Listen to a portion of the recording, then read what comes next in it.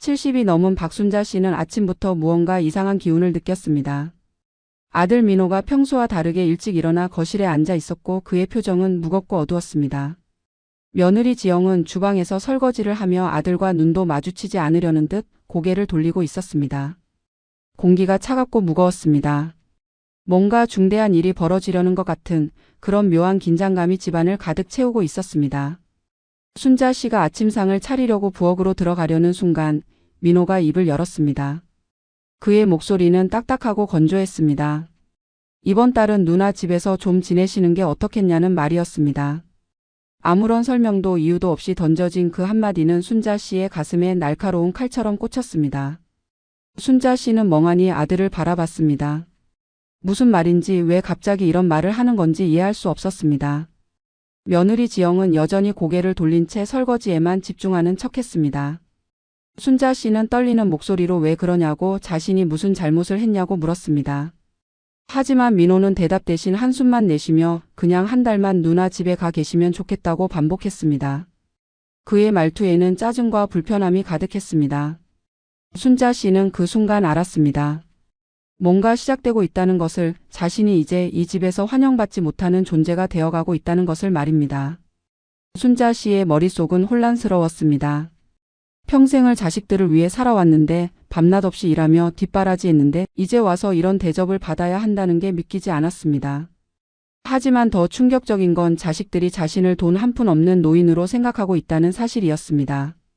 자식들은 몰랐습니다. 어머니가 평생 얼마나 치밀하게 얼마나 조용히 준비해왔는지를 말입니다. 민호는 며칠 후면 누나 수진에게 연락해서 일정을 조율하겠다고 말했습니다. 마치 물건을 옮기는 것처럼 짐을 배송하는 것처럼 담담하게 말했습니다. 순자 씨는 그 말을 들으며 온몸이 얼어붙는 것 같았습니다. 자신이 이제 자식들에게 짐이 되어버렸다는 현실이 서서히 그리고 잔인하게 다가왔습니다.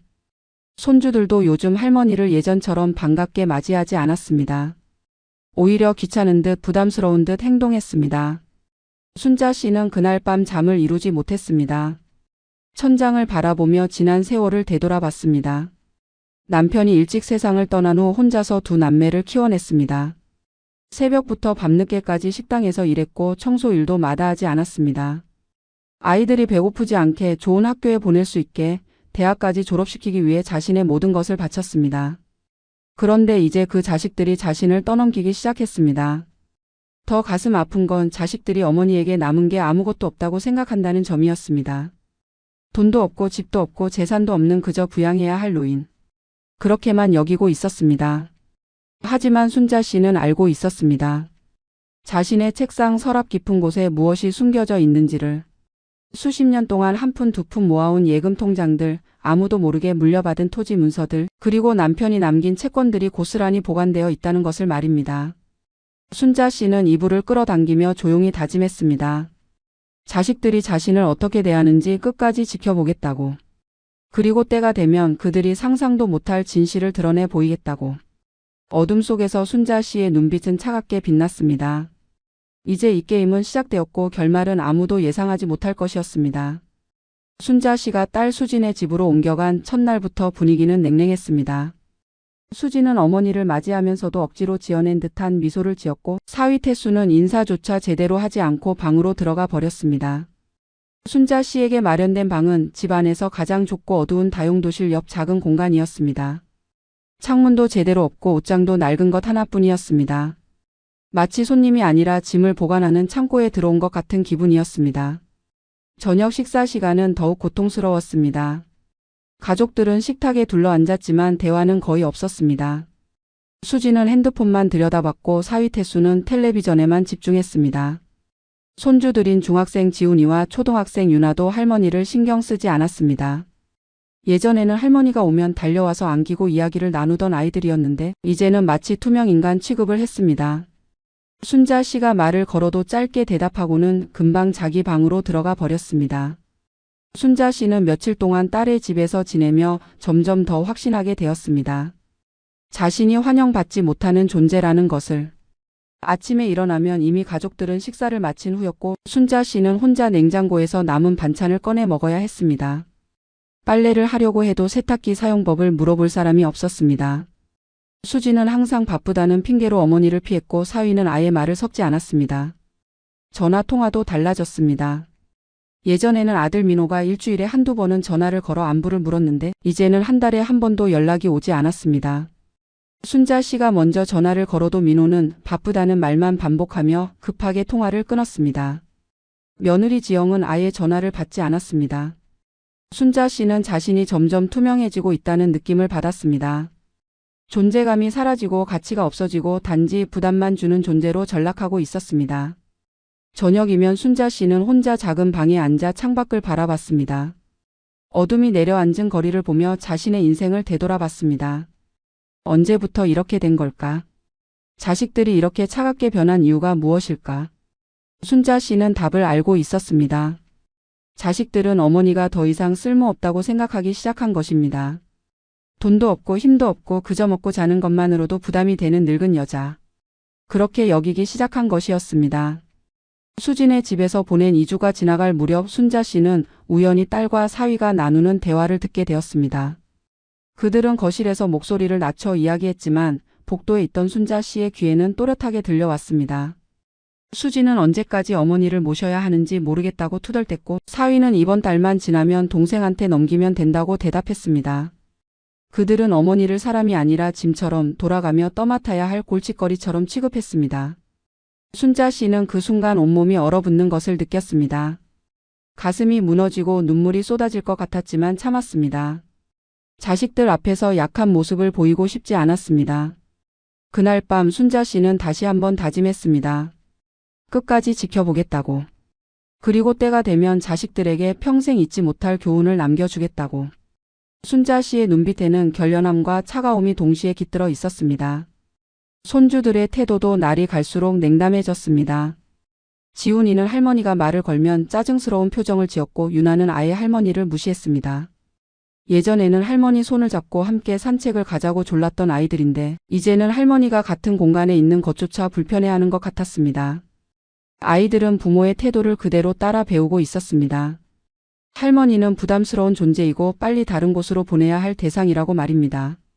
순자 씨는 매일 아침 일어나면 달력을 바라봤습니다. 이 집에서 보내야 할 날들이 하나씩 지워져 갔습니다. 하지만 동시에 순자 씨는 알고 있었습니다. 다음 달에 아들 집으로 돌아간다고 해서 상황이 나아질 리 없다는 것을. 결국 자식들은 서로에게 어머니를 떠넘기기만 할 것이고 순자 씨는 짐처럼 이리저리 옮겨 다녀야 할 운명이었습니다. 하지만 순자 씨에게는 계획이 있었습니다. 아직 드러내지 않은 아무도 모르는 카드가 남아 있었습니다. 한 달이 지나고 순자 씨는 다시 아들 민호의 집으로 돌아왔습니다. 하지만 집에 도착하자마자 느껴지는 분위기는 더욱 차갑고 적대적이었습니다. 며느리 지영은 순자 씨를 맞이하면서도 눈길조차 주지 않았고 민호는 짐만 방에 들여놓으라며 무뚝뚝하게 말했습니다. 순자 씨가 짐을 정리하는 동안 민호와 지영은 부엌에서 낮은 목소리로 대화를 나눴습니다. 그들은 이번 달이 지나면 다시 누나에게 보내야 한다고 더 이상 자신들만 부담을 질 수 없다고 이야기했습니다. 며칠 후 순자 씨는 자녀들 간의 전화 통화를 우연히 엿듣게 되었습니다. 민호가 누나 수진에게 전화를 걸어 다음 달부터는 다시 누나 집에서 어머니를 모셔야 한다고 강하게 주장했습니다. 수진은 반발했습니다. 자신도 이미 한 달 동안 모셨고 집도 좁고 사위도 불편해한다며 동생이 계속 모시는 게 맞다고 맞섰습니다. 두 남매는 서로에게 책임을 떠넘기기 위해 격렬하게 다투었습니다. 순자 씨는 그 대화를 들으며 가슴이 미어지는 것을 느꼈습니다. 다음 날 수진이 직접 동생 집으로 찾아왔습니다. 명목상으로는 어머니 안부를 확인하러 온 것이었지만 실제로는 민호와 어머니 문제를 논의하기 위해서였습니다. 순자 씨가 방에 들어가 있는 동안 두 남매는 거실에서 치열한 설전을 벌였습니다. 수진은 자신의 집이 더 좁고 아이들 교육 때문에 방이 부족하다고 주장했습니다. 민호는 자신도 재정적으로 여유가 없고 며느리가 스트레스를 많이 받고 있다며 누나가 더 많이 분담해야 한다고 맞받았습니다. 순자 씨는 방문 틈새로 그 광경을 지켜봤습니다. 자신이 키운 자식들이 자신을 마치 골칫덩어리처럼 서로 떠넘겨야 할 짐처럼 대하는 모습을 보며 눈물이 흘렀습니다. 하지만 순자 씨는 소리 내어 울지 않았습니다. 그저 조용히 냉정하게 상황을 지켜봤습니다. 자식들이 얼마나 더 추악한 모습을 보일지 끝까지 확인하고 싶었습니다. 그리고 그 모든 것을 기억해 두기로 했습니다.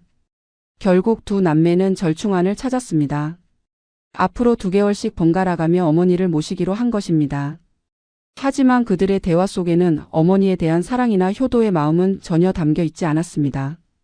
오직 부담을 어떻게 분산시킬 것인가, 어떻게 하면 자신이 덜 고생할 것인가에 대한 계산만 있을 뿐이었습니다. 수진이 돌아간 후 순자 씨는 거실로 나왔습니다. 민호는 어머니를 보며 어색하게 웃었지만 순자 씨는 아무 말도 하지 않았습니다. 그날 저녁 순자 씨는 홀로 작은 방에 앉아 생각에 잠겼습니다. 자식들은 자신에게 재산이 없다고 믿고 있었습니다.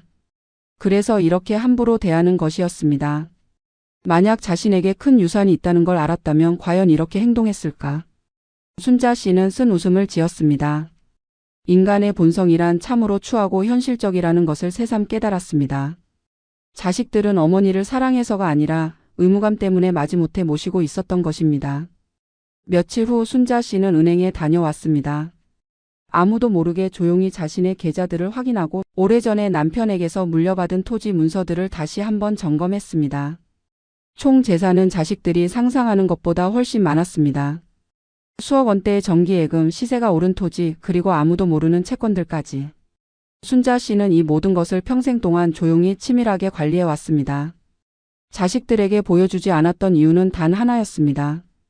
그들이 돈 때문에 자신에게 잘하는 것이 아니라 진심으로 자신을 사랑하는지 확인하고 싶었기 때문입니다.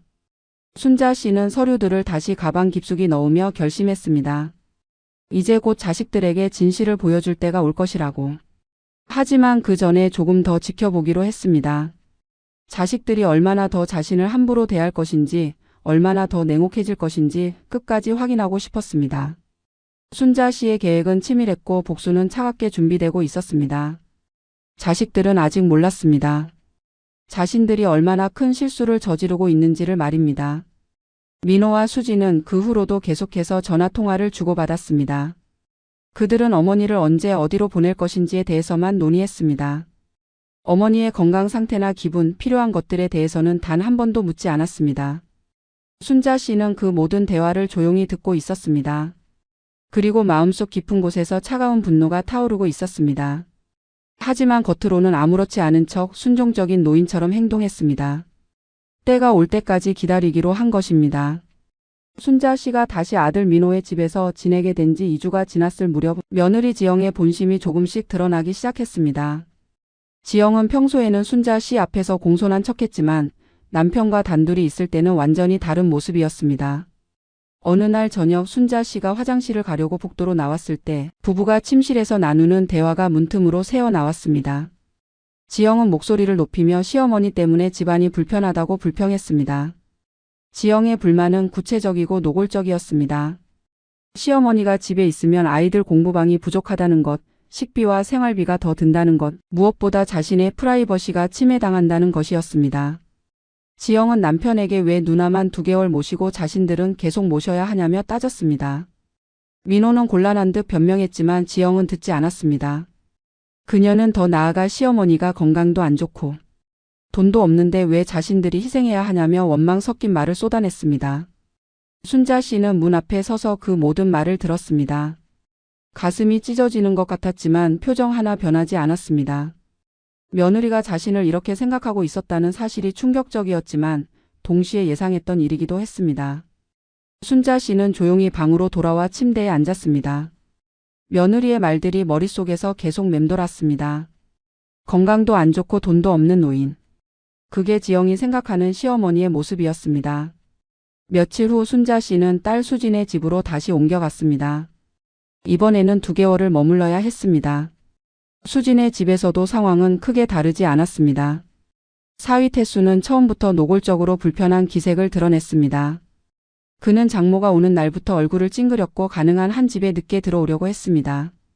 순자 씨와 마주치는 것 자체를 피하려는 것이 명백했습니다. 태수의 태도는 시간이 갈수록 더 노골적으로 변했습니다. 저녁 식사 자리에서도 장모와 눈을 마주치지 않았고 대화에도 끼어들지 않았습니다. 어느 날 저녁 순자 씨가 일찍 잠자리에 들었을 때 태수는 아내 수진에게 솔직한 심정을 털어놓았습니다.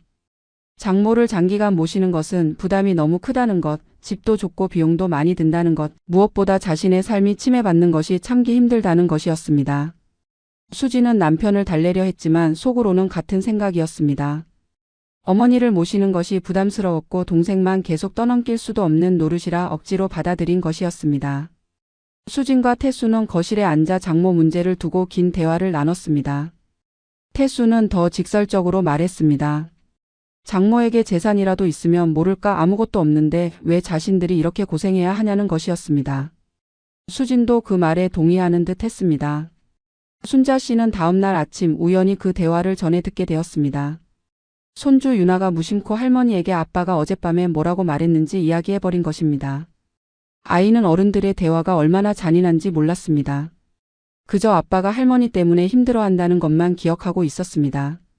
순자 씨는 손주의 말을 들으며 조용히 고개를 끄덕였습니다. 이제 사위까지도 자신을 쓸모없는 짐으로 여기고 있다는 것을 확인한 것입니다. 그날 오후 순자 씨는 홀로 공원 벤치에 앉아 생각에 잠겼습니다. 며느리도 사위도 모두 같은 생각이었습니다. 돈도 없고 가치도 없는 노인을 왜 모셔야 하는가. 그들은 의무감 때문에, 체면 때문에, 세상의 시선 때문에 억지로 순자 씨를 받아들이고 있었습니다. 하지만 그 이면에는 불만과 원망 그리고 빨리 벗어나고 싶은 마음뿐이었습니다. 순자 씨는 쓴 웃음을 지었습니다. 자신이 평생 키운 자식들의 배우자들이 이런 사람들이었다니 말입니다. 저녁 무렵 순자 씨는 딸 수진과 단둘이 대화를 나눴습니다. 수진은 어머니 앞에서는 여전히 효녀인 척했지만 순자 씨는 이미 모든 것을 알고 있었습니다. 수진이 남편과 나눈 대화, 동생 민호와 주고받은 불평들, 그리고 손주들에게까지 어머니가 부담이라는 인식을 심어주고 있다는 것을 말입니다. 순자 씨는 아무 말 없이 딸의 이야기를 들어주었습니다. 하지만 마음속 깊은 곳에서는 차가운 계획이 더욱 확고해지고 있었습니다. 며느리 지영과 사위 태수. 이 두 사람은 순자 씨의 자녀들에게 큰 영향을 미치고 있었습니다. 원래 민호와 수진은 비록 완벽하지는 않아도 그래도 어머니를 챙기려는 마음이 있었습니다. 하지만 배우자들의 끊임없는 불평과 압박으로 인해 점점 더 어머니를 부담스러워하게 된 것입니다. 순자 씨는 이 모든 것을 관찰하며 기록했습니다. 누가 언제 무슨 말을 했는지, 어떤 태도를 보였는지 하나하나 기억해 두었습니다. 어느 날 밤 순자 씨는 사위 태수가 친구와 통화하는 것을 우연히 듣게 되었습니다. 태수는 전화기 너머로 장모 때문에 집안이 엉망이라고 푸념했습니다. 장모를 모시느라 주말 여행도 못 가고 집안 분위기도 우울하고 아내와의 관계도 나빠졌다는 것이었습니다. 그는 친구에게 솔직하게 말했습니다.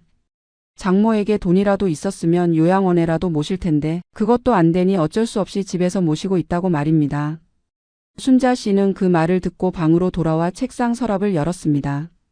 그 안에는 수십 년간 모아온 통장들과 서류들이 가지런히 정리되어 있었습니다. 순자 씨는 그것들을 하나하나 꺼내 확인했습니다. 정기예금 통장에는 수억 원이 예치되어 있었고 토지 문서에는 이미 시세가 몇 배로 오른 땅들의 정보가 기록되어 있었습니다. 남편이 남긴 채권들도 상당한 가치를 지니고 있었습니다. 순자 씨는 조용히 미소 지었습니다. 자녀들과 그 배우자들이 얼마나 큰 착각 속에 살고 있는지 알게 된다면 그들의 표정이 어떨지 상상하니 기대가 되었습니다. 며느리와 사위의 본심을 완전히 파악한 순자 씨는 이제 다음 단계로 넘어갈 준비를 했습니다. 자녀들이 어머니를 어떻게 대하는지 그리고 그 이유가 무엇인지 모두 확인했습니다.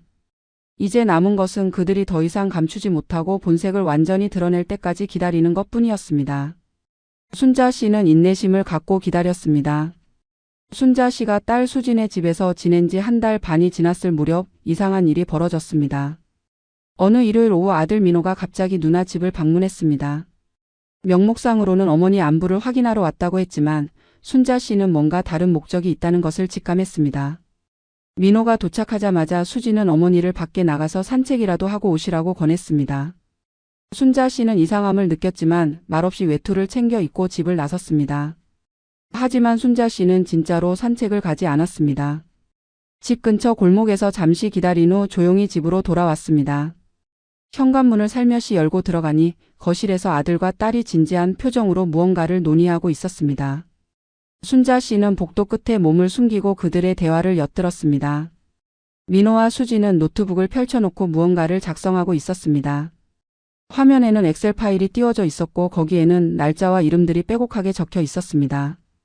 수진이 말했습니다. 앞으로는 이렇게 체계적으로 관리해야 한다고 서로에게만 떠넘기면 둘 다 힘들어진다고 말했습니다. 민호도 동의하며 한 달씩 번갈아 모시는 것으로 일정을 확정하자고 제안했습니다. 두 남매는 달력을 보며 1월은 민호, 2월은 수진, 3월은 다시 민호 이런 식으로 스케줄을 짰습니다. 마치 업무를 분담하듯이 교대 근무표를 작성하듯이 어머니를 돌보는 일정을 정해 나갔습니다. 더 충격적인 것은 그들이 작성한 문서의 제목이었습니다. 화면 상단에는 돌봄 책임 분담 계획서라고 적혀 있었습니다. 순자 씨는 그 제목을 보는 순간 온몸에 소름이 돋았습니다. 자녀들은 어머니를 돌보는 것을 책임이라고 표현했습니다. 사랑이 아니라 의무로 부담으로 여기고 있었던 것입니다. 민호는 노트북을 두드리며 각 달마다 필요한 비용도 산정해야 한다고 말했습니다. 식비, 의료비, 기타 생활비를 계산해서 나중에 정산하자는 제안이었습니다. 수지는 그 제안에 동의하며 한 가지를 덧붙였습니다. 만약 한쪽이 약속을 어기면 벌금을 물리자는 것이었습니다. 예를 들어 자기 차례에 어머니를 모시지 않으면 상대방에게 일정 금액을 지불하는 식으로 말입니다. 민호는 그 아이디어가 좋다며 고개를 끄덕였습니다. 두 남매는 마치 사업 계약서를 작성하듯이 세세한 조항들을 만들어 나갔습니다. 순자 씨는 벽에 기대어 그 광경을 지켜보며 눈물을 흘렸습니다. 하지만 소리 내어 울지는 않았습니다. 가장 가슴 아픈 것은 그 회의 내내 단 한 번도 어머니의 의사를 묻지 않았다는 점입니다. 어머니가 어디서 지내고 싶은지, 무엇이 필요한지, 어떤 도움을 원하는지에 대해서는 일절 언급이 없었습니다. 오직 자신들의 편의와 부담을 최소화하는 방법만 논의했습니다. 민호는 달력을 보며 명절이나 연휴 기간에는 어떻게 할 것인지도 정해야 한다고 말했습니다. 수지는 그때는 반반씩 나눠서 모시거나 아예 요양원에 단기로 맡기는 것도 고려해 볼 수 있다고 제안했습니다. 순자 씨는 더 이상 듣고 있을 수 없어 조용히 밖으로 나갔습니다. 실제로 산책을 하며 머리를 식혔습니다. 공원 벤치에 앉아 하늘을 바라보며 생각했습니다. 자신이 평생 사랑하고 헌신했던 자녀들이 이렇게까지 변할 줄은 상상도 못했습니다. 하지만 동시에 이것이 현실이라는 것을 받아들여야 했습니다. 자녀들은 어머니를 사랑하는 것이 아니라 단지 사회적 체면과 의무감 때문에 마지못해 모시고 있었던 것입니다. 1시간 후 집으로 돌아왔을 때 민호는 이미 집을 떠난 상태였습니다. 수지는 어머니를 보며 산책 잘 다녀오셨냐고 물었습니다. 순자 씨는 조용히 고개만 끄덕였습니다. 수지는 동생과 좋은 이야기를 나눴다며 앞으로는 모든 게 더 체계적으로 잘 될 거라고 말했습니다. 순자 씨는 아무 대꾸도 하지 않고 방으로 들어갔습니다. 그리고 책상 앞에 앉아 자신의 계획을 다시 한번 점검했습니다. 이제 때가 거의 다가오고 있었습니다. 그날 밤 순자 씨는 노트에 오늘 있었던 일들을 기록했습니다. 자녀들이 작성한 돌봄 책임 분담 계획서, 벌금 제도, 요양원 단기 입소 검토 같은 내용들을 하나하나 적어 내려갔습니다. 이 모든 것이 나중에 증거가 될 것이었습니다. 자녀들이 어머니를 어떻게 대했는지, 얼마나 냉정하게 계산적으로 접근했는지를 보여주는 명백한 증거였습니다. 순자 씨는 노트를 덮으며 조용히 다짐했습니다. 때가 되면 이 모든 것을 보여주겠다고 말입니다. 며칠 후 순자 씨는 우편함에서 한 통의 편지를 발견했습니다. 민호가 보낸 것이었습니다. 편지에는 앞으로의 일정표가 동봉되어 있었습니다. 정말로 달력처럼 만들어진 표였고 각 달마다 누구 집에서 지내야 하는지가 명확하게 표시되어 있었습니다. 순자 씨는 그 표를 보며 허탈하게 웃었습니다. 자녀들은 정말로 어머니를 물건처럼 일정에 맞춰 옮겨야 할 짐처럼 취급하고 있었습니다. 순자 씨는 그 표를 조심스럽게 접어 노트 사이에 끼워 두었습니다. 이건 역시 중요한 증거가 될 것이었습니다. 순자 씨가 다시 아들 민호의 집으로 돌아온 지 일주일이 지났을 무렵 진짜 충격적인 진실이 드러났습니다. 그날은 평범한 목요일 오후였습니다. 순자 씨는 거실 소파에 앉아 텔레비전을 보고 있었고 민호와 며느리 지영은 순자 씨가 낮잠을 자고 있다고 생각한 듯 부엌에서 대화를 나누고 있었습니다. 처음에는 일상적인 대화였지만 점점 목소리가 커지며 민감한 주제로 넘어갔습니다. 순자 씨는 텔레비전 소리를 줄이고 조용히 그들의 대화에 귀를 기울였습니다. 지영이 먼저 입을 열었습니다. 시어머니를 모시는 것도 힘든데 정작 남는 게 없다는 것이 가장 답답하다는 말이었습니다. 민호는 무슨 소리냐고 물었고 지영은 더 직설적으로 말했습니다. 솔직히 시어머니한테 재산이라도 있으면 이해하겠는데 아무것도 없지 않냐는 것이었습니다. 그 말을 들은 순자 씨는 소파에서 몸이 굳었습니다. 며느리의 다음 말은 더욱 충격적이었습니다. 지영은 남편에게 시어머니를 모셔도 유산을 받을 것도 아닌데 왜 자신들만 고생해야 하냐고 따졌습니다. 민호는 잠시 침묵하다가 대답했습니다. 자신도 그 생각을 안 해본 게 아니라고 하지만 어쩔 수 없지 않냐고 말했습니다. 그러자 지영은 더 노골적으로 말했습니다. 누나도 똑같은 생각일 거라고 어머니한테 남은 돈이 없다는 걸 알기 때문에 서로 떠넘기는 거라고 말했습니다. 민호는 그 말에 동의하는 듯 했습니다. 그는 한숨을 쉬며 어머니가 평생 모은 돈이라도 있었으면 요양원이라도 보낼 텐데 그것도 없으니 자식들이 직접 모실 수밖에 없다고 푸념했습니다. 지영의 다음 말은 순자 씨의 심장을 얼어붙게 만들었습니다. 지영은 남편에게 이렇게 말했습니다. 솔직히 시어머니를 모셔봤자 얻을 게 하나도 없다고 돈도 없고 집도 없고 땅도 없는데 우리만 손해라고 말했습니다. 민호는 목소리를 낮추며 그런 말 하지 말라고 했지만 속으로는 동의하는 것 같았습니다. 그는 누나 수진도 똑같이 생각할 거라고 그래서 서로 한 달씩만 모시려고 하는 거라고 덧붙였습니다. 순자 씨는 소파에 앉은 채 눈물이 흘러내리는 것을 느꼈습니다. 자녀들이 자신을 함부로 대하는 진짜 이유가 이것이었습니다. 돈이 없다고 생각했기 때문입니다. 재산이 없으니 굳이 잘 대접할 필요가 없다고 판단한 것입니다. 만약 자신에게 큰 유산이 있다는 것을 알았다면 과연 이렇게 대했을까? 순자 씨는 인간의 추악한 본성을 적나라하게 목격하고 있었습니다. 자녀들은 어머니를 사랑해서가 아니라 이득이 될 것 같아서 대하는 것이었습니다. 부엌에서 대화는 계속되었습니다. 지영은 더 노골적으로 자신의 불만을 토로했습니다.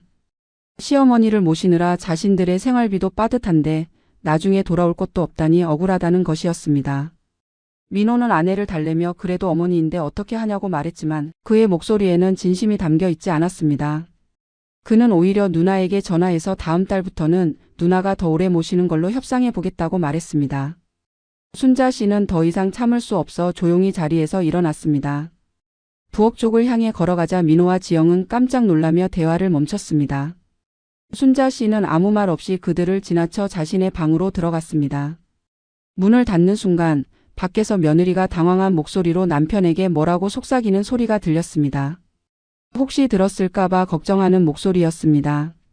하지만 이미 늦었습니다. 순자 씨는 모든 것을 들었고 모든 것을 이해했습니다. 방에 들어온 순자 씨는 책상 서랍을 열었습니다. 그 안에는 자녀들이 전혀 모르는 비밀들이 가득했습니다. 수억 원이 예치된 정기예금 통장들, 서울 근교의 땅 문서들, 남편이 남긴 고가치 채권들. 순자 씨는 그것들을 하나하나 꺼내 책상 위에 펼쳐 놓았습니다. 만약 자녀들이 이것을 알았다면 어땠을까? 아마 태도가 180도 달라졌을 것입니다. 지금처럼 함부로 대하지 못했을 것입니다. 순자 씨는 쓴 웃음을 지었습니다. 순자 씨가 이 모든 재산을 자녀들에게 숨긴 이유는 단순했습니다. 그들이 돈 때문에 자신에게 잘하는 것이 아니라 진심으로 자신을 사랑하고 존중하는지 확인하고 싶었기 때문입니다.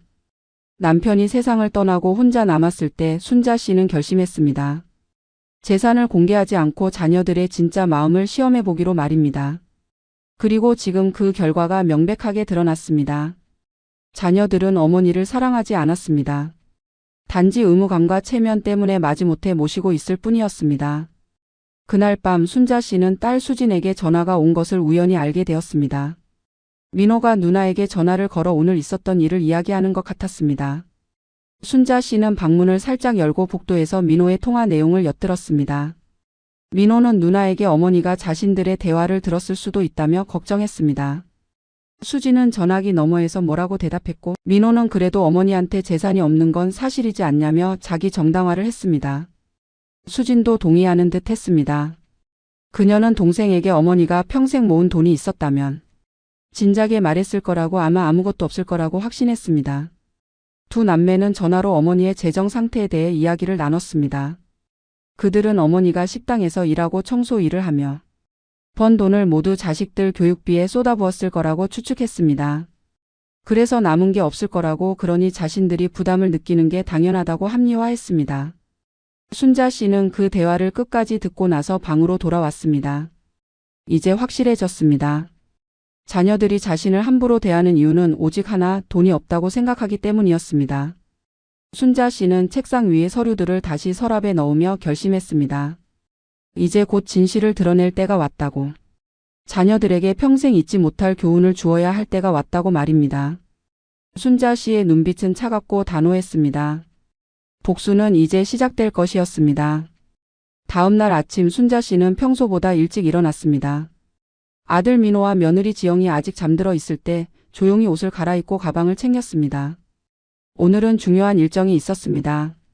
순자 씨는 아무에게도 알리지 않고 집을 나섰습니다. 택시를 타고 시내로 향했고 첫 번째 목적지는 은행이었습니다. 순자 씨가 도착한 곳은 수십 년간 거래해온 은행 본점이었습니다. VIP 고객 전용 창구로 안내받은 순자 씨는 담당 직원과 오랜 시간 상담을 진행했습니다. 순자 씨는 자신의 모든 계좌를 확인했습니다. 정기예금, 적금, 펀드, 채권 계좌까지 빠짐없이 점검했습니다. 총 자산은 자녀들이 상상할 수 없는 규모였습니다. 수억 원대의 현금성 자산과 함께 시세가 크게 오른 토지들의 가치를 합치면 10억 원대에 육박했습니다. 은행 직원은 순자 씨에게 자산관리 방안을 제안했지만 순자 씨는 고개를 저었습니다. 지금은 자산을 불리는 것보다 더 중요한 일이 있었습니다. 바로 이 자산들을 어떻게 처리할 것인가에 대한 결정이었습니다. 은행을 나온 순자 씨는 다음 목적지로 향했습니다. 바로 법무법인 사무실이었습니다. 순자 씨는 이미 며칠 전에 예약을 해둔 상태였습니다. 사무실에 도착하자 중년의 변호사가 반갑게 맞이했습니다. 변호사는 순자 씨를 상담실로 안내했고 두 사람은 조용한 공간에서 긴 대화를 나눴습니다. 순자 씨는 변호사에게 자신의 상황을 솔직하게 털어놓았습니다. 자녀들이 자신을 어떻게 대하는지, 왜 그렇게 행동하는지, 그리고 자신이 무엇을 계획하고 있는지 모두 이야기했습니다. 변호사는 고개를 끄덕이며 순자 씨의 이야기를 경청했습니다. 그리고 몇 가지 법적인 조언을 해주었습니다. 순자 씨가 원하는 것을 실행하기 위해서는 명확한 법적 근거와 절차가 필요했습니다. 변호사는 유언장 작성, 상속 조항 설정, 그리고 재산관리 방안에 대해 자세히 설명했습니다. 순자 씨는 메모를 하며 하나하나 확인했습니다. 특히 중요한 것은 자녀들의 태도와 행동을 객관적으로 기록해 두는 것이었습니다. 변호사는 나중에 법적 분쟁이 발생할 경우를 대비해 증거를 확보하는 것이 중요하다고 조언했습니다. 순자 씨는 이미 준비가 되어 있었습니다. 집에서 가져온 노트에는 지난 몇 달간의 모든 사건들이 날짜별로 기록되어 있었습니다. 아들과 딸이 나눈 대화 내용, 며느리와 사위의 불평, 손주들의 무관심한 태도까지 세세하게 적혀 있었습니다. 변호사는 그 노트를 보며 감탄했습니다. 이 정도면 충분한 증거가 된다고 순자 씨의 결정을 법적으로 뒷받침할 수 있다고 말했습니다. 두 사람은 앞으로의 절차에 대해 구체적으로 논의했습니다. 상담이 끝난 후 순자 씨는 변호사에게 한 가지 부탁을 했습니다. 유언장을 작성하되 아직 자녀들에게는 알리지 말아달라고 했습니다. 대신 적절한 시기가 되면 자녀들에게 통지를 보내달라고 요청했습니다. 변호사는 이해했다며 순자 씨의 요청을 받아들였습니다. 순자 씨는 법무법인을 나서며 깊은 안도감을 느꼈습니다. 이제 모든 것이 법적으로 준비되었습니다. 자녀들은 아직 아무것도 모르고 있었지만 곧 그들의 세계가 뒤집힐 것이었습니다. 집으로 돌아온 순자 씨는 아무 일도 없었던 것처럼 행동했습니다. 며느리 지영이 어디 다녀오셨냐고 물었지만 순자 씨는 그저 산책을 다녀왔다고 대답했습니다. 지영은 더 이상 묻지 않았고 순자 씨는 조용히 자신의 방으로 들어갔습니다. 방에 들어온 순자 씨는 책상 앞에 앉아 서랍을 열었습니다. 그 안에는 오늘 은행과 법무법인에서 받아온 서류들이 새롭게 추가되어 있었습니다. 계좌 잔액 확인서, 토지 등기부 등본, 채권 평가서, 그리고 변호사와 작성한 유언장 초안까지. 순자 씨는 서류들을 하나하나 확인하며 미소를 지었습니다. 자녀들은 어머니가 빈털터리라고 생각하고 있었습니다. 하지만 진실은 정반대였습니다. 순자 씨는 평생 동안 한 푼 두 푼 모아왔습니다. 남편이 세상을 떠난 후 받은 보험금, 남편이 남긴 토지와 채권, 그리고 자신이 일하며 모은 저축까지. 모든 것을 조용히 치밀하게 관리해왔습니다. 자녀들에게 보여주지 않았던 이유는 단 하나, 그들의 진심을 시험하기 위해서였습니다. 그날 저녁 순자 씨는 거실에서 아들 민호와 며느리 지영과 함께 저녁 식사를 했습니다. 두 사람은 평소처럼 무관심하게 행동했고 순자 씨에게 말도 거의 걸지 않았습니다. 하지만 순자 씨는 전혀 개의치 않았습니다. 오히려 속으로 생각했습니다. 곧 이 모든 것이 바뀔 거라고, 자녀들이 뒤늦게 후회하게 될 거라고. 순자 씨는 조용히 밥을 먹으며 자녀들의 표정을 관찰했습니다. 그들은 아무것도 모르고 있었습니다. 어머니가 무엇을 준비하고 있는지, 곧 어떤 일이 벌어질지 전혀 예상하지 못하고 있었습니다. 다음 날 순자 씨는 다시 한번 외출했습니다. 이번에는 부동산 중개사무소를 방문했습니다. 자신이 소유한 토지들의 현재 시세를 정확히 파악하기 위해서였습니다. 중개인은 순자 씨가 가져온 등기부등본을 보고 놀란 표정을 지었습니다. 서울 근교의 개발 예정 지역에 위치한 땅들이었고 시세가 매입 당시보다 10배 이상 올라 있었습니다. 중개인은 순자 씨에게 지금 팔면 큰 돈을 받을 수 있다고 제안했지만 순자 씨는 고개를 저었습니다. 아직 팔 때가 아니었습니다. 순자 씨는 중개인에게 부탁했습니다. 토지의 정확한 감정평가서를 작성해 달라고 했습니다. 공식적인 서류가 필요했습니다. 나중에 자녀들에게 보여줄 증거로 말입니다. 중개인은 흔쾌히 승낙했고 며칠 내로 평가서를 준비해 주겠다고 약속했습니다. 순자 씨는 감사 인사를 하고 중개사무소를 나섰습니다. 이제 모든 준비가 거의 끝나가고 있었습니다. 남은 것은 적절한 타이밍을 기다리는 것뿐이었습니다. 그날 밤 순자 씨는 방에서 편지를 쓰기 시작했습니다. 아들과 딸 각각에게 보낼 편지였습니다. 하지만 이 편지는 아직 보내지 않을 것이었습니다. 적절한 시기가 올 때까지 서랍 깊숙이 보관해 둘 것이었습니다. 편지에는 순자 씨의 진심이 담겨 있었습니다. 자녀들을 얼마나 사랑했는지, 평생 얼마나 헌신했는지, 그리고 그들의 태도가 얼마나 자신에게 상처를 주었는지. 모든 것이 솔직하게 적혀 있었습니다. 한 달이 더 지나고 순자 씨는 다시 딸 수진의 집으로 옮겨갔습니다. 이번에도 짐을 옮기는 과정은 차갑고 기계적이었습니다. 아들 민호는 어머니를 차에 태워 누나 집까지 데려다 주었지만 차 안에서 단 한마디도 나누지 않았습니다. 수진의 집에 도착했을 때 수진은 형식적인 인사만 하고는 어머니를 작은 방으로 안내했습니다. 순자 씨는 모든 것을 조용히 받아들였습니다. 하지만 이번에는 달랐습니다. 순자 씨의 마음속에는 확고한 결심이 자리 잡고 있었습니다. 며칠 후 순자 씨는 두 자녀에게 연락을 했습니다. 중요한 이야기가 있으니 함께 모이자고 말했습니다. 민호와 수진은 서로 눈치를 보며 무슨 일인지 궁금해했습니다. 혹시 어머니가 건강에 문제가 생긴 건 아닐까 아니면 요양원에 들어가겠다고 하는 건 아닐까 추측했습니다. 주말 오후 두 남매는 수진의 집 거실에 모였습니다. 며느리 지영과 사위 태수도 함께 자리했습니다. 순자 씨는 네 사람을 앞에 두고 차분하게 입을 열었습니다. 순자 씨는 먼저 감사 인사를 했습니다. 그동안 자신을 돌봐줘서 고맙다고 두 집을 오가며 불편하게 생활하느라 고생했다고 말했습니다. 자녀들은 어색하게 웃으며 당연한 일이라고 대답했습니다. 하지만 그들의 눈빛에는 불안함이 어려 있었습니다. 무슨 이야기를 하려는 건지 예측할 수 없었기 때문입니다. 순자 씨는 잠시 침묵하다가 다음 말을 이어갔습니다. 앞으로는 두 집을 옮겨 다니며 살지 않겠다고 선언했습니다. 자녀들은 깜짝 놀란 표정을 지었습니다. 민호가 먼저 물었습니다. 그럼 어디서 지내실 거냐고 혹시 요양원에 가시려는 거냐고 물었습니다. 순자 씨는 고개를 저었습니다. 요양원이 아니라 자신이 직접 집을 구해서 혼자 살겠다고 말했습니다. 그 말에 수진이 반색했습니다. 혼자 사실 수 있겠냐고 걱정하는 척했지만 속으로는 안도하는 것이 분명했습니다. 사위 태수도 눈빛이 밝아졌습니다. 드디어 장모 부담에서 벗어나게 된 것입니다. 민호와 지영도 마찬가지였습니다. 민호는 형식적으로 어머니를 만류했지만 진심은 아니었습니다. 지영은 아예 입가에 미소를 띠며 시어머니의 결정을 지지했습니다. 네 사람은 서로의 눈빛을 교환하며 속으로 환호했습니다. 이제 더 이상 어머니를 돌아가며 모시지 않아도 된다는 사실에 기뻐했습니다.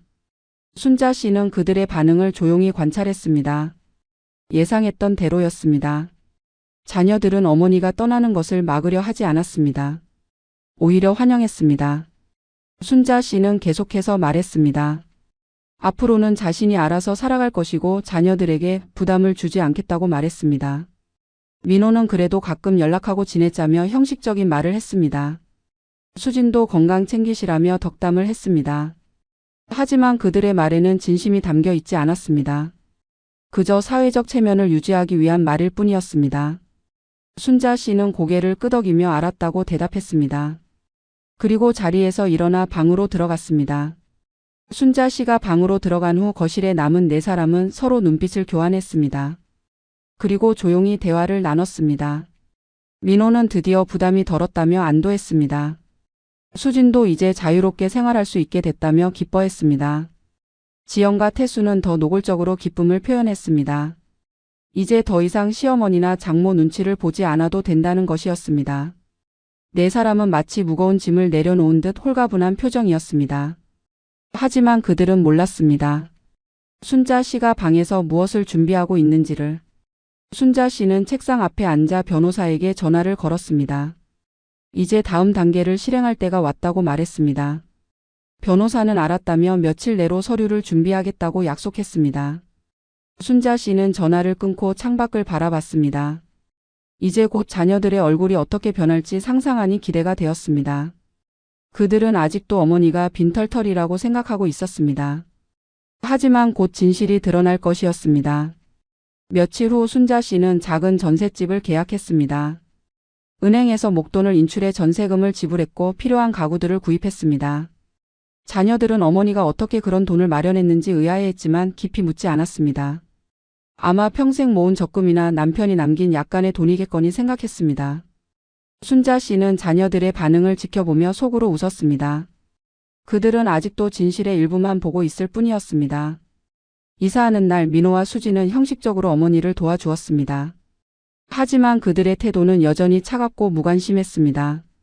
짐을 옮기는 동안에도 대화는 거의 없었고 순자 씨가 말을 걸어도 짧게 대답할 뿐이었습니다. 이사가 끝나고 자녀들이 떠난 후 순자 씨는 혼자 남은 새 집에 앉아 주변을 둘러봤습니다. 작지만 아늑한 공간이었습니다. 이제 여기서 새로운 삶을 시작할 것입니다. 그리고 곧 자녀들에게 잊지 못할 교훈을 선사할 것입니다. 순자 씨가 새 집으로 이사한 지 일주일이 지났습니다. 자녀들은 어머니에게 거의 연락하지 않았습니다. 가끔 형식적인 문자 메시지를 보내는 것이 전부였습니다. 순자 씨는 그들의 무관심을 예상했기에 전혀 놀라지 않았습니다. 오히려 이제 때가 왔다고 판단했습니다. 순자 씨는 변호사에게 전화를 걸어 준비된 서류를 발송해달라고 요청했습니다. 변호사는 알았다며 그날 오후에 등기우편으로 발송하겠다고 약속했습니다. 며칠 후 아들 민호의 집에 등기우편이 도착했습니다. 발신인은 법무법인이었습니다. 민호는 이상한 느낌이 들어 우편물을 뜯어봤습니다. 안에는 두툼한 서류 봉투가 들어 있었고 표지에는 유원장 사정 공증 안내문이라고 적혀 있었습니다. 민호는 순간 당황했습니다. 어머니가 유언장을 작성했다는 것이었습니다. 하지만 더 충격적인 것은 서류의 내용이었습니다. 민호는 떨리는 손으로 페이지를 넘기기 시작했습니다. 서류의 첫 페이지에는 순자 씨의 재산 목록이 간략하게 나와 있었습니다. 하지만 구체적인 금액은 적혀 있지 않았고 단지 정기예금, 토지, 채권 등의 항목만 나열되어 있었습니다. 민호는 눈을 의심했습니다.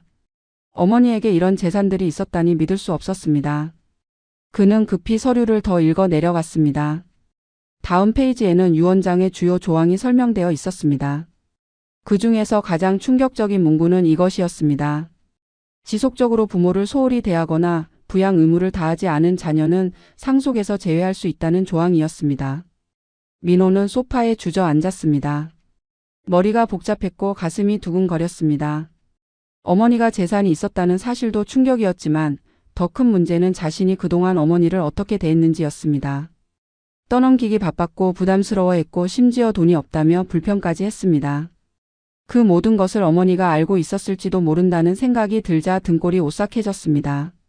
민호는 급히 며느리 지영을 불러 서류를 보여줬습니다. 지영도 창백한 얼굴로 서류를 읽어 내려갔습니다. 같은 시각 딸 수진의 집에도 똑같은 우편물이 도착했습니다. 수진은 우편물을 받아들고 발신인을 확인하는 순간 불안한 예감이 들었습니다. 법무법인이라는 이름이 그녀를 긴장하게 만들었습니다. 서류를 뜯어본 수진은 그 자리에서 얼어붙었습니다. 어머니의 유언장 공증 안내문이었고 그 안에는 상속 제외 조항이 명시되어 있었습니다. 수진은 급히 남편 태수를 불렀고 두 사람은 함께 서류를 읽었습니다. 태수의 얼굴도 순식간에 창백해졌습니다. 서류의 마지막 페이지에는 가장 중요한 문구가 적혀 있었습니다. 본인의 상세한 재산 목록은 변호사에게만 공개되어 있으며 상속 대상자는 향후 부모에 대한 태도와 행동을 기준으로 최종 결정될 예정이라는 내용이었습니다. 그리고 맨 아래에는 변호사의 연락처와 함께 이런 문구가 추가되어 있었습니다. 궁금한 사항은 변호사에게 문의하시되 유언자 본인에게는 직접 연락하지 말 것을 권고한다는 내용이었습니다.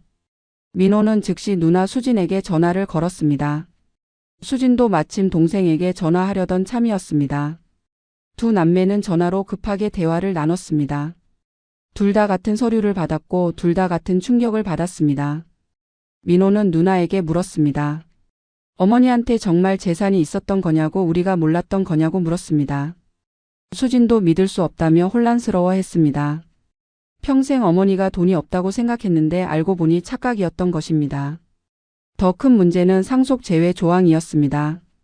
두 남매는 자신들이 그동안 어머니를 어떻게 대했는지 떠올렸습니다. 서로에게 떠넘기기 바빴고 불평만 했고 심지어 돈도 없는데 왜 모셔야 하냐며 원망까지 했습니다. 그 모든 것이 어머니의 귀에 들어갔을 가능성이 높았습니다. 민호는 며칠 전 지영과 나눈 대화를 떠올렸습니다. 어머니를 모셔봤자 얻을 게 없다고 말했던 그 대화를 어머니가 들었을지도 모른다는 생각이 들자 식은땀이 흘렀습니다. 수진도 마찬가지였습니다. 남편 태수와 나눈 대화들, 동생에게 어머니를 떠넘기려 했던 시도들, 모든 것이 주마등처럼 스쳐 지나갔습니다. 수진은 전화기 너머로 동생에게 말했습니다. 우리 큰일 났다고 어머니가 다 알고 계셨을지도 모른다고 말했습니다. 민호도 동의하며 어떻게 해야 할지 고민했습니다. 두 남매는 긴 시간 통화하며 대책을 논의했지만 뾰족한 수가 없었습니다. 가장 답답한 것은 어머니의 재산 규모를 정확히 알 수 없다는 점이었습니다. 서류에는 항목만 나와 있을 뿐 구체적인 금액은 적혀 있지 않았습니다. 민호는 변호사에게 전화를 걸어 물어보려 했지만 변호사는 의뢰인의 사생활 보호를 이유로 자세한 정보를 공개할 수 없다고 거절했습니다. 다만 한 가지만 말해줬습니다.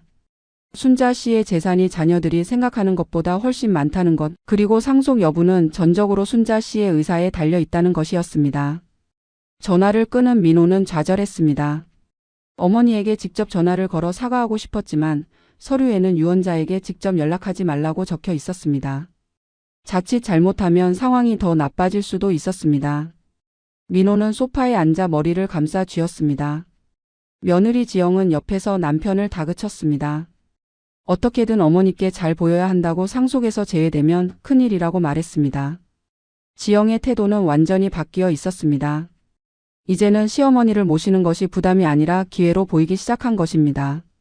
수진의 집에서도 비슷한 대화가 오갔습니다. 사위 태수는 아내에게 말했습니다. 지금이라도 장모님께 잘해야 한다고 그동안의 태도를 사과해야 한다고 주장했습니다. 수진도 동의했지만 어떻게 접근해야 할지 막막했습니다. 그동안 어머니를 떠넘기기 바빴고 심지어 부담스럽다고 불평까지 했는데 이제 와서 갑자기 태도를 바꾸면 어머니가 믿어줄까? 수진은 고민에 빠졌습니다. 결국 두 남매는 다시 전화로 연락하며 함께 어머니를 찾아뵙기로 결정했습니다.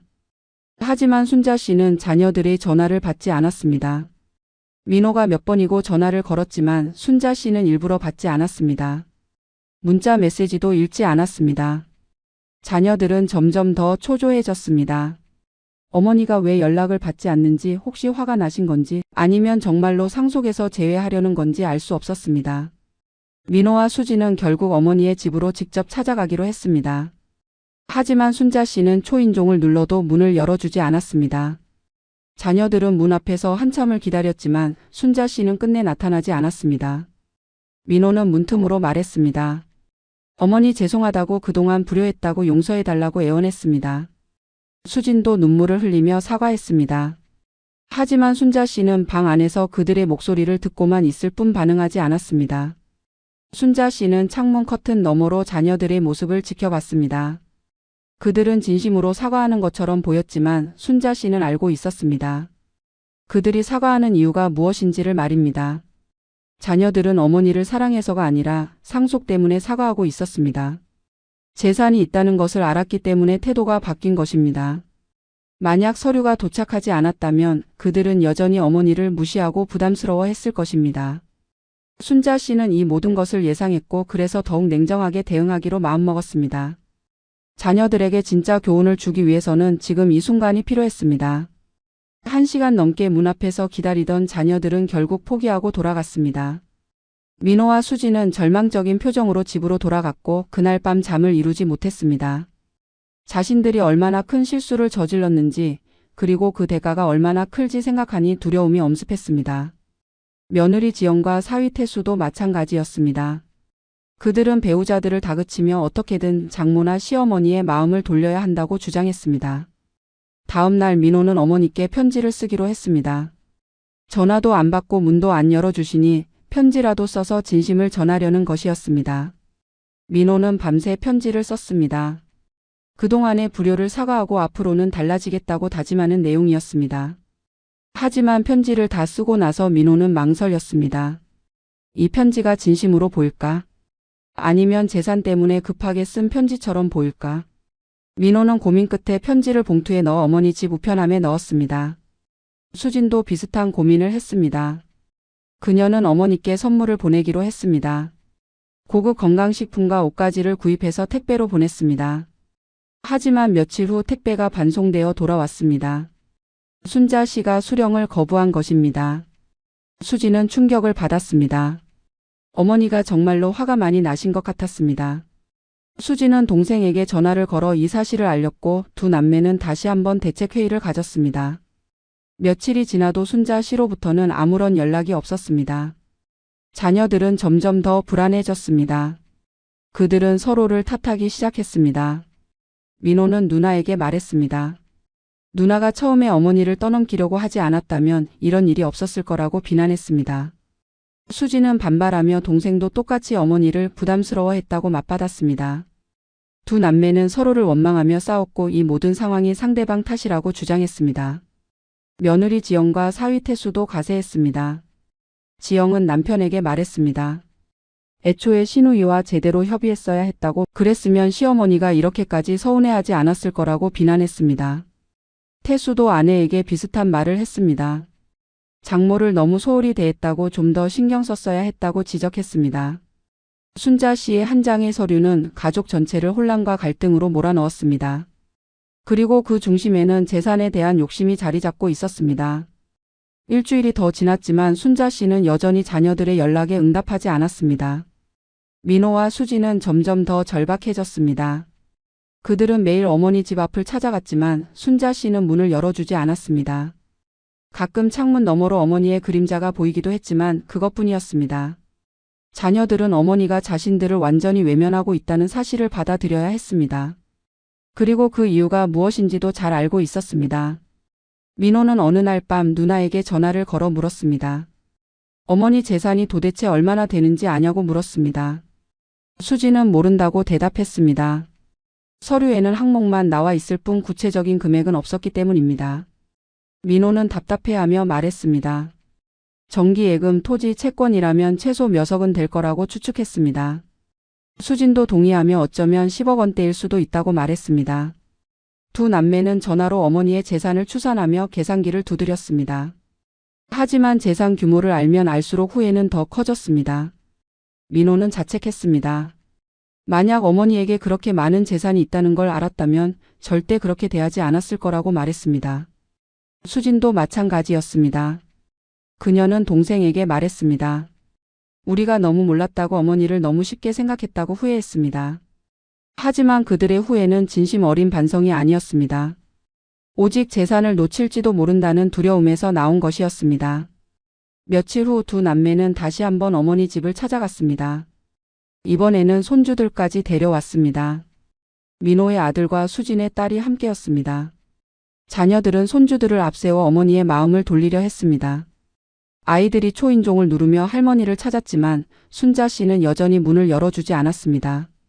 손주들은 울먹이며 할머니께 보고 싶다고 말했지만 순자 씨는 마음을 굳게 먹고 있었습니다. 민호는 문 앞에서 큰 소리로 말했습니다. 어머니께서 왜 이러시는지 이해한다고, 자신들이 잘못했다고 인정했습니다. 하지만 이제라도 달라지겠다고, 앞으로는 진심으로 모시겠다고 약속했습니다.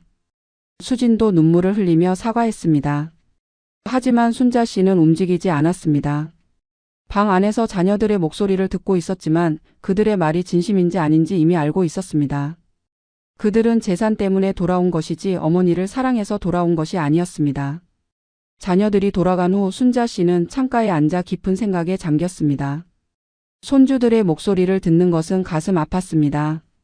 하지만 이것이 필요한 과정이라는 것을 알고 있었습니다. 자녀들이 진정으로 반성하게 만들기 위해서는, 그들이 얼마나 큰 실수를 저질렀는지 깨닫게 하기 위해서는 이런 시간이 필요했습니다. 순자 씨는 자신이 너무 냉정한 건 아닌지 자문했지만 곧 마음을 다잡았습니다. 이것은 교육이었고 교훈이었습니다. 한편 민호와 수진의 관계는 점점 더 악화되었습니다. 두 남매는 서로를 탓하며 다투기 시작했습니다. 민호는 누나가 처음부터 어머니를 제대로 모셨어야 했다고 비난했습니다. 수진은 반발하며 동생도 똑같이 어머니를 떠넘기려 했다고 맞받았습니다. 두 사람은 전화로 격렬하게 싸웠고 서로에게 책임을 전가했습니다. 며느리 지영과 사위 태수도 각자의 배우자를 비난했습니다. 지영은 남편에게 말했습니다. 애초에 시어머니를 좀 더 잘 대했어야 했다고, 그랬으면 이런 일이 없었을 거라고 비난했습니다. 민호는 아내에게 반발했습니다. 당신도 똑같이 시어머니를 부담스러워했잖냐고, 오히려 당신이 먼저 불평했잖냐고 맞받았습니다. 두 사람은 집안에서 큰 소리로 다투었고 아이들은 부모의 싸움을 보며 불안해했습니다. 가정의 평화는 완전히 무너졌습니다. 수진의 집도 마찬가지였습니다. 태수는 아내에게 말했습니다. 장모를 너무 함부로 대했다고, 이제 와서 후회해봤자 소용없다고 지적했습니다. 수진은 남편에게 화를 냈습니다. 당신도 똑같이 어머니를 불편해했잖냐고, 오히려 당신이 더 노골적으로 싫어했잖냐고 맞받았습니다. 두 사람의 다툼은 날이 갈수록 심해졌고 집안 분위기는 최악으로 치달았습니다. 손주들도 부모의 싸움을 보며 할머니를 원망하기 시작했습니다. 민호와 수진은 결국 다시 만나 대화를 나눴습니다. 하지만 이번에는 서로를 비난하는 것이 아니라 함께 해결책을 찾기 위해서였습니다. 두 남매는 카페에 앉아 진지하게 논의했습니다. 어떻게 하면 어머니의 마음을 돌릴 수 있을지, 어떻게 하면 상속에서 제외되지 않을지 고민했습니다. 하지만 뾰족한 수가 없었습니다. 어머니는 연락도 받지 않고 문도 열어주지 않고 선물도 받지 않았습니다. 수진이 제안했습니다. 변호사를 통해서 어머니께 연락할 수는 없을까? 민호는 고개를 저었습니다. 이미 시도해봤지만 변호사는 의뢰인의 사생활을 보호해야 한다며 거절했다고 말했습니다. 두 남매는 막막했습니다. 그들은 카페에 앉아 한참 동안 침묵했습니다.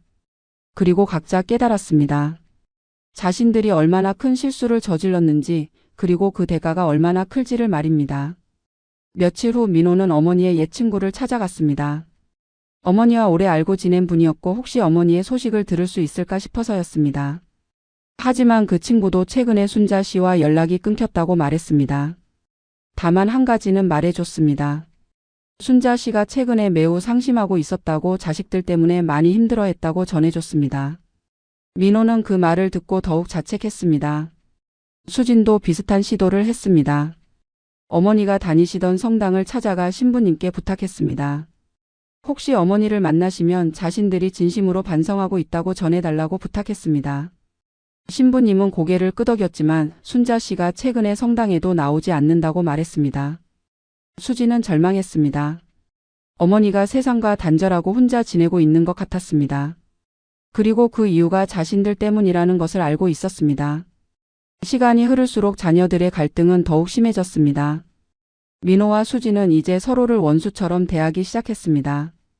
민호는 누나가 어머니를 더 잘 모셨어야 했다고 주장했고, 수진은 동생이 더 책임감을 가졌어야 했다고 반박했습니다. 두 남매는 전화로, 문자로, 때로는 직접 만나서 격렬하게 다투었습니다. 평생 함께 자란 남매였지만 재산 문제 앞에서는 적이 되어버렸습니다. 며느리 지영과 사위 태수의 태도도 완전히 바뀌었습니다. 예전에는 시어머니나 장모를 부담스러워했지만 이제는 어떻게든 잘 보이려고 애썼습니다. 지영은 남편에게 다그쳤습니다. 지금이라도 시어머니께 무릎 꿇고 사과해야 한다고, 상속에서 제외되면 가정 경제가 무너진다고 협박했습니다. 태수도 아내에게 비슷한 말을 했습니다. 장모님의 재산이 그렇게 많은데 놓칠 수 없다고, 어떻게든 관계를 회복해야 한다고 압박했습니다. 순자 씨는 자신의 작은 집에서 이 모든 상황을 지켜보고 있었습니다. 자녀들이 얼마나 혼란스러워하는지, 얼마나 후회하고 있는지 간접적으로 듣고 있었습니다.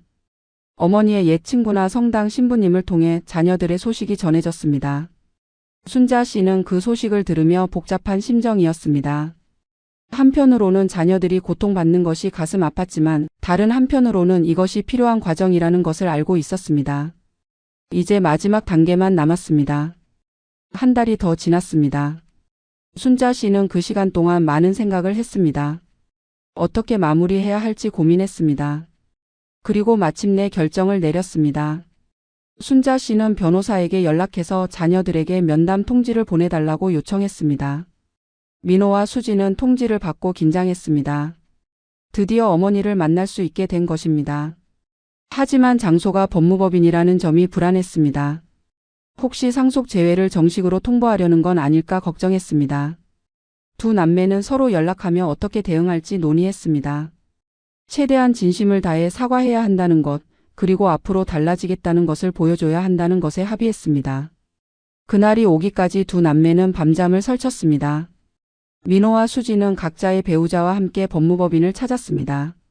며느리 지영과 사위 태수도 동행했습니다. 네 사람은 긴장한 표정으로 회의실로 안내되었습니다. 자녀들은 어머니를 보는 순간 눈물이 쏟아질 것 같았습니다. 한 달여 만에 보는 어머니는 여전히 건강해 보였지만 표정은 차갑고 단호했습니다. 민호가 먼저 어머니께 무릎을 꿇고 사과했습니다. 그동안 불효를 저질렀다고 어머니를 힘들게 했다고 진심으로 후회하고 있다고 말했습니다. 수진도 눈물을 흘리며 사과했습니다. 자신들이 얼마나 잘못했는지 이제야 깨달았다고 용서해달라고 애원했습니다.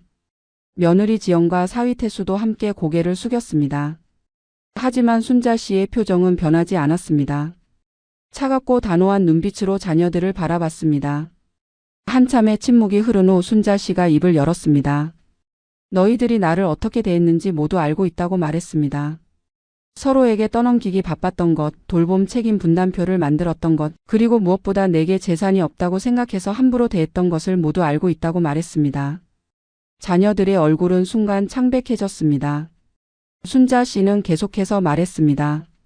너희들이 내 대화를 엿들은 것도 알고 며느리와 사위가 무슨 말을 했는지도 알고 손주들까지 나를 부담스러워하게 만든 것도 알고 있다고 말했습니다. 자녀들은 고개를 들지 못하고 바닥만 바라봤습니다. 변명할 말을 찾을 수 없었습니다. 모든 것이 사실이었기 때문입니다. 순자 씨는 변호사에게 고개를 끄덕였고 변호사는 두꺼운 서류 봉투를 꺼냈습니다.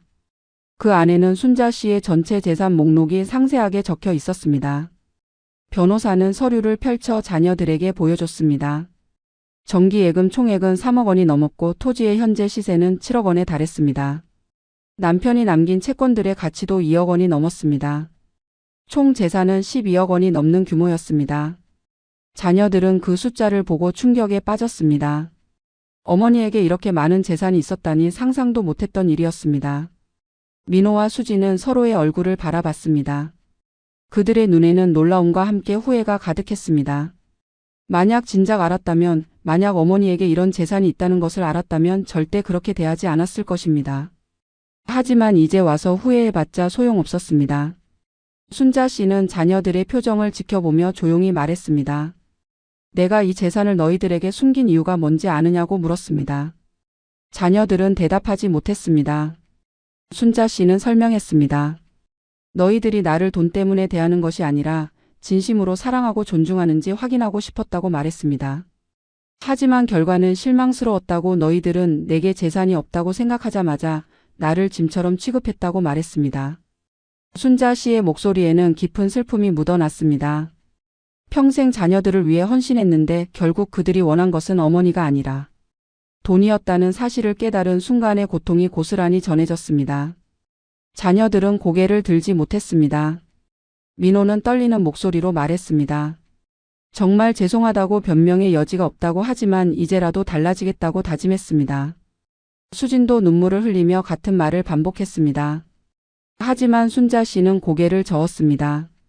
너희들의 사과가 진심인지 어떻게 믿을 수 있냐고 물었습니다.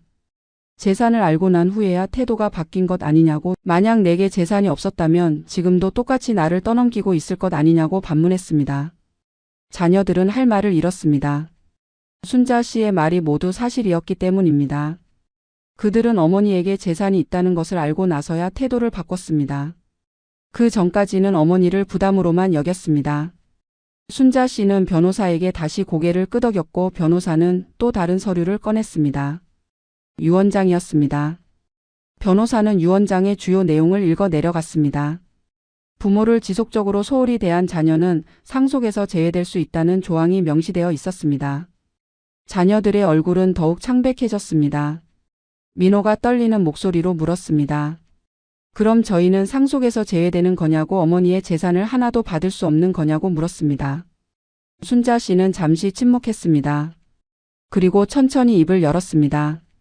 아직 결정하지 않았다고 하지만 너희들의 행동을 보며 많이 실망했다고, 앞으로 어떻게 행동하느냐에 따라 결정하겠다고 말했습니다. 자녀들은 그 말에 희망을 품었습니다. 아직 기회가 남아 있다는 것이었습니다. 하지만 순자 씨의 다음 말은 냉정했습니다. 나는 너희가 짐이 아니었다고, 오히려 너희가 몰랐을 뿐 나는 나름대로 평생을 준비해왔다고 말했습니다. 남편이 세상을 떠난 후에도 혼자 힘으로 살아왔고 재산을 관리해왔고 언제든 독립적으로 살 수 있는 능력을 갖추고 있었다고 말했습니다. 너희들이 나를 부양해야 할 짐으로 여겼지만 사실은 내가 너희를 시험하고 있었던 것이라고 말했습니다. 자녀들은 그 말을 듣고 충격에 빠졌습니다. 순자 씨는 계속해서 말했습니다. 앞으로 나는 혼자 살 것이고 너희들에게 의지하지 않을 것이라고 선언했습니다. 내 삶은 내가 책임지겠다고 너희들은 각자의 삶을 살라고 말했습니다. 하지만 한 가지는 명심하라고, 부모를 어떻게 대하는가는 결국 너희 자녀들도 배우게 될 것이라고, 너희들이 나를 대한 것처럼 너희 자녀들도 언젠가 너희를 대할 것이라고 경고했습니다. 그 말에 자녀들은 몸서리쳤습니다.